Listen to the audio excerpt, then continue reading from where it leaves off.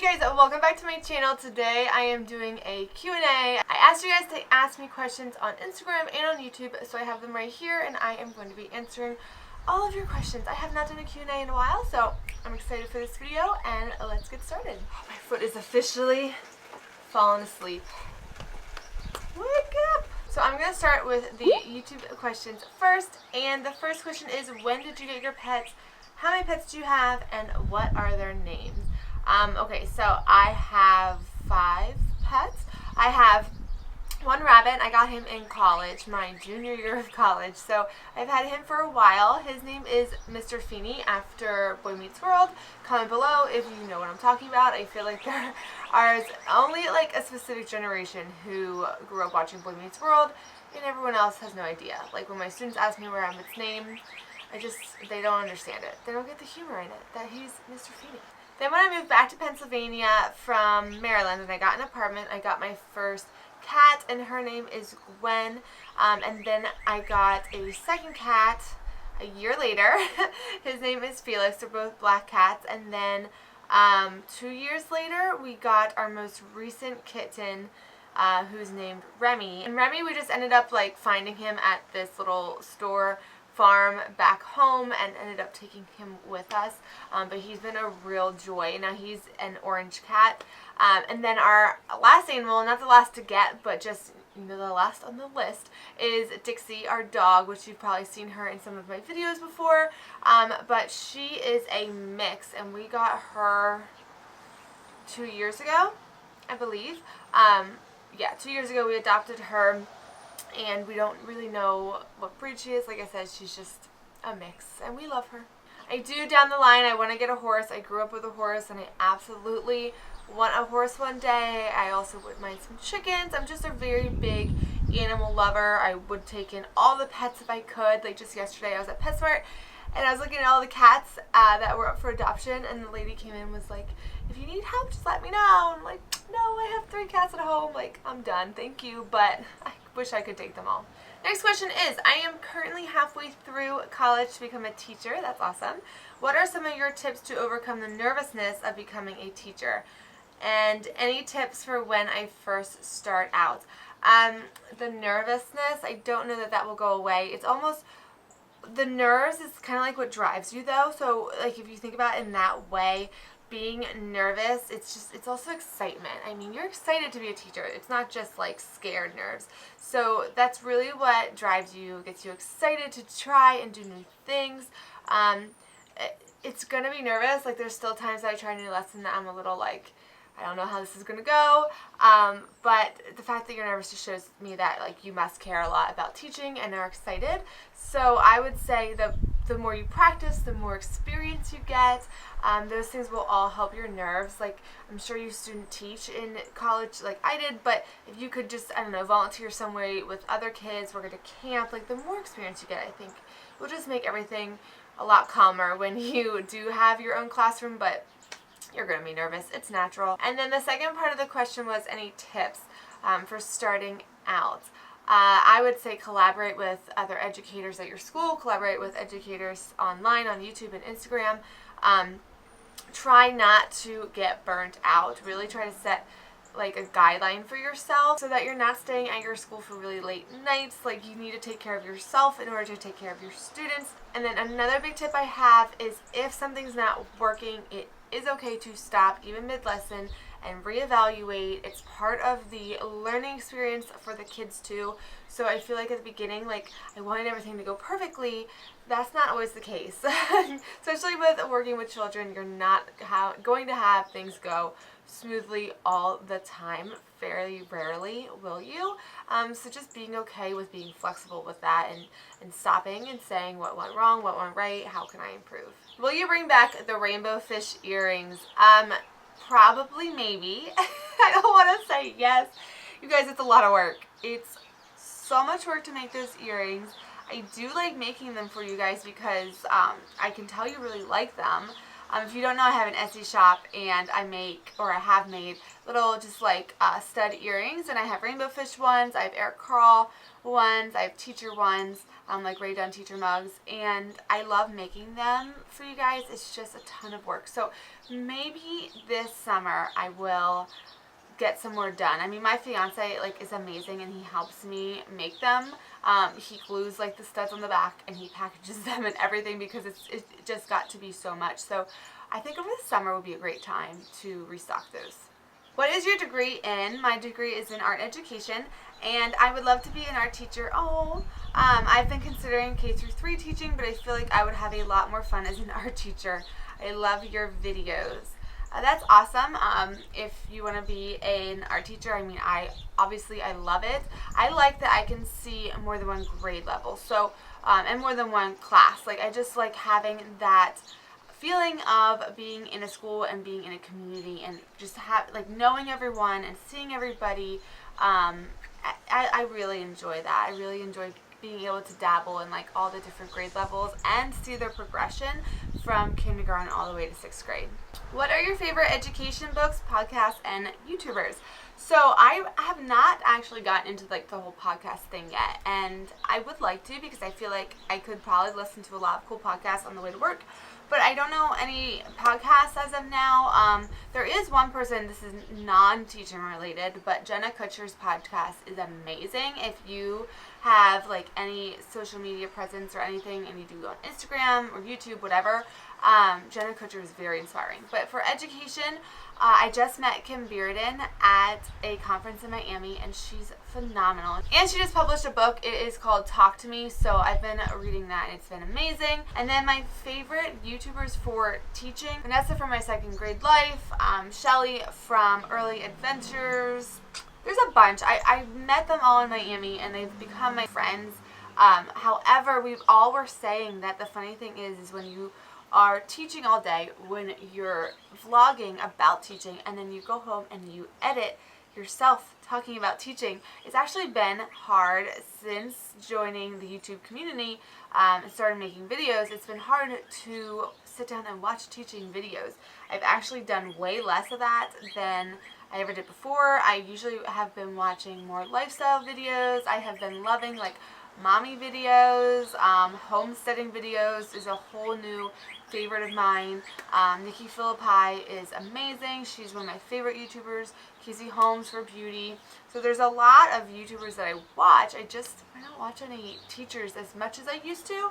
I will say my teacher friends who, when they post like lifestyle videos, I'm quick to watch those because I just like to have a little peek into their lives, especially since now I've met them and they've become my real life friends. So the last question I got on YouTube like totally hit home with me. I love this question so much. The question is, if you had to move away for your teaching degree, would you? I'm in school to be a speech pathologist, and I have to move away. I'm torn between moving away to follow my dreams or to settle for another degree that I'm interested in. Interesting enough, I did move away. When I graduated, I was told by so many people, you know, like, you're not going to get an art teaching job right away, if at all. They were very negative about it. It was very discouraging. Just because, one, there's only one art teacher, if you think about it, in every elementary school, and maybe not even every elementary school. A lot of times we travel. So there's just so many less positions. Plus, there was such a high amount of teachers that were graduating and they didn't have jobs. So the job outlook was terrible. So I moved away 2 hours to get some experience in another state, and it was hard. I'm not gonna lie. But I also knew it wasn't permanent. So I'm not sure this person's situation, but if you can think long term, like maybe you need to move away for a little bit, but your end game is to come back. I think that's something that you can do. I don't think though that you should switch your degree because of going outside your comfort zone. I really do think you should follow your dream, because I worry if you would switch your career and you're in a location that you like, but then like, are you satisfied in your career? I don't know.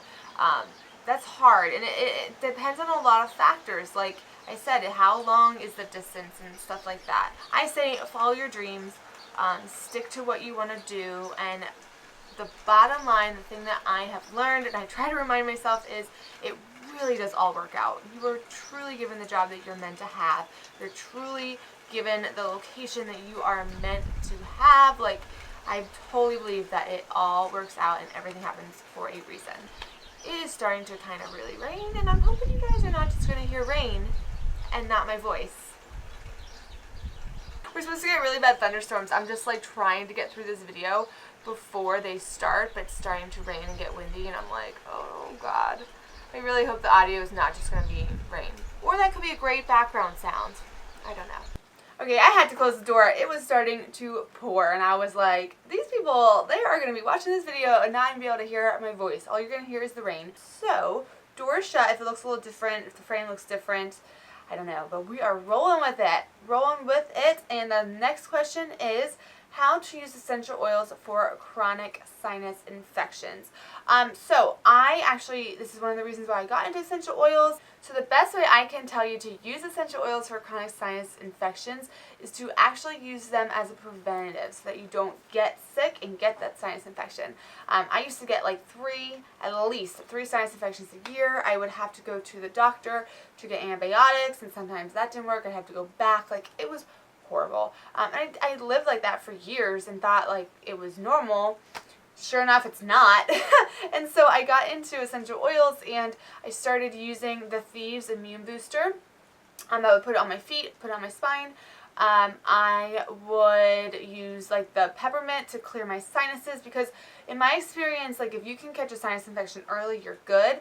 But once it gets into your sinuses and basically gets stuck up there, that's when you're in trouble. So peppermint, eucalyptus, but really that Thieves has helped so much with just boosting my immune system, so that I don't even get sick to begin with.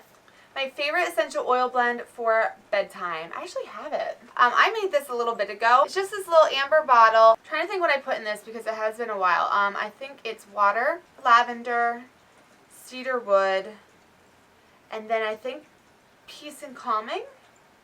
You know what? I can probably pull out the smell. I know cedar wood and lavender for sure. Yeah, I think peace and calming too. But just lavender and cedar wood is amazing for sleep support. And I forget if I put witch hazel in this. It could just be, I think it's just water and the oils. And like probably about 10 drops each of lavender and cedar wood. I keep this at my nightstand. I just spritz my pillow before I go to bed.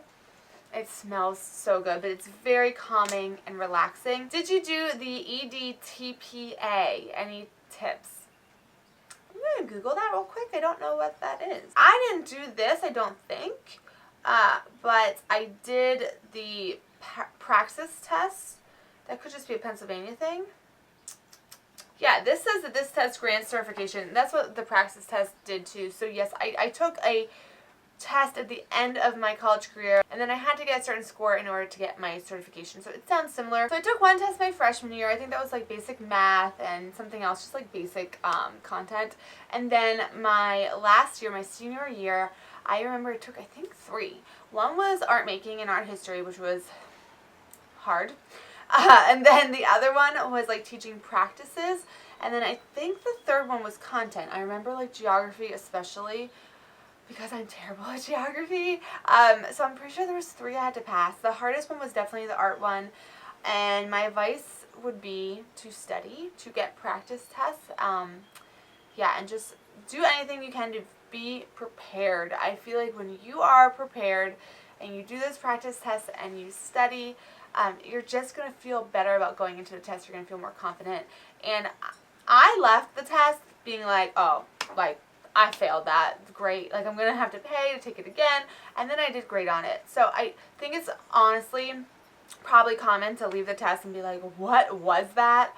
Oh my gosh, I did horrible. And then you actually probably do okay. The next question is, when are you getting married? We are getting married this summer, very soon. And I will be sure to share with you guys everything when that time comes. We are very excited. I've just been kind of quiet about it, but you will see why, just the way that we decided to do it and everything, and yeah, we're very excited. How do you come up with your lessons? I get inspiration from children's literature books like crazy, whether it's the subject, the moral of the story, the characters in the books. Like, that is one of my favorite ways.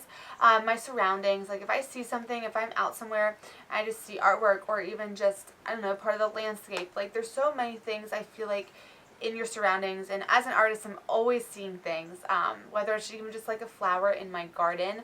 There's just inspiration everywhere. Sometimes I will integrate what they're learning in the classroom as well and get inspiration from the content areas. I will sometimes go on Pinterest or Instagram and I'll get inspiration there. There's a lot of different ways that I get inspiration, and I feel like nowadays there's so many good resources online to help you come up with your lessons. How do you come up with your teaching video ideas? I basically share what I'm doing in the classroom, so if there's a neat lesson that I want to share, I do that. But then for my sit-down videos, I just think back to like young teacher me and what did I wish I knew back then, basically. And there's a lot of things as you go throughout your teaching career and just things that you experience and you're like, oh my gosh, like I wish I knew this then. And so that is what I try to share with you guys, just to help you. But also I just want to spread positivity in the education system as well. So I always keep that in my back of my head too, like, can this video help somebody? Is it something that I know a lot of information about from an experience or research?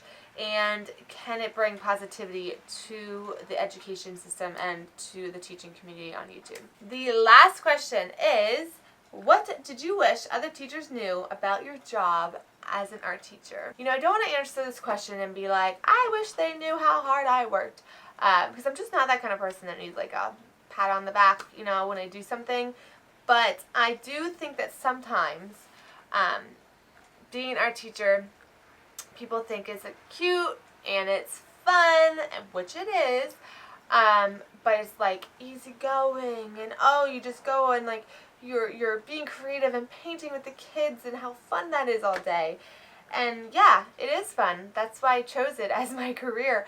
But there's a lot that goes into it, and there's a lot of material management and material distribution, hanging the artwork, prep. Like, there's so much that goes behind the scenes, and not to mention juggling all the students, 600 across grade levels, like wanting more time with these students, wanting to help them, but I see them 40 minutes every 6 days or 80 minutes every 6 days if I see that class twice. And as much as I have relationships with almost all of my students, I'm very proud to say, like, I put that at a high importance, a high value, is to build relationships. But when you are with a student every day, that's a whole nother thing. Like, you can really create teaching practices and behavior management systems for that specific student, where sometimes there's things that I want to do, but it's like, I have 600 students. I can't. You know, so that's really hard. But also I think something that I would like them to know about my job too, is that I do love to help teachers do art in their classroom as well. Like, that's a really big goal of mine, is to continue to do that, to help moms and teachers incorporate art into the classroom, because sadly not every school has an art program, and that breaks my heart. But I want to see more teachers incorporating art for those learners who just thrive in a creative setting like that. They might not be getting the content in another way, but if you incorporate it with an art lesson, same thing with like music or phys ed, you know, whatever, all those different learners, I just think that that could really help the student be successful. And it's just another way to teach the content and mix it up. And there's just so many different ways to do it where it's not a headache, it's not messy, and it will be fun. All right, everybody, thank you for sticking with me through this Q&A, through the rain and everything.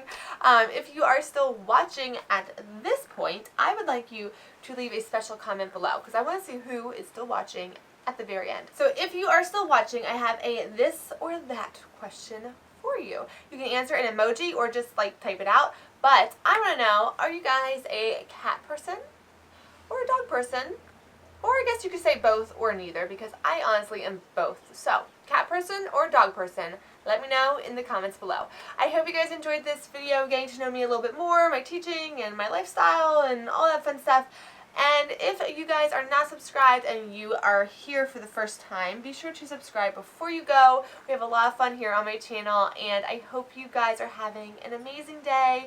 Don't forget to hit the like button before you go as well, and I will catch you guys in my next video. Bye!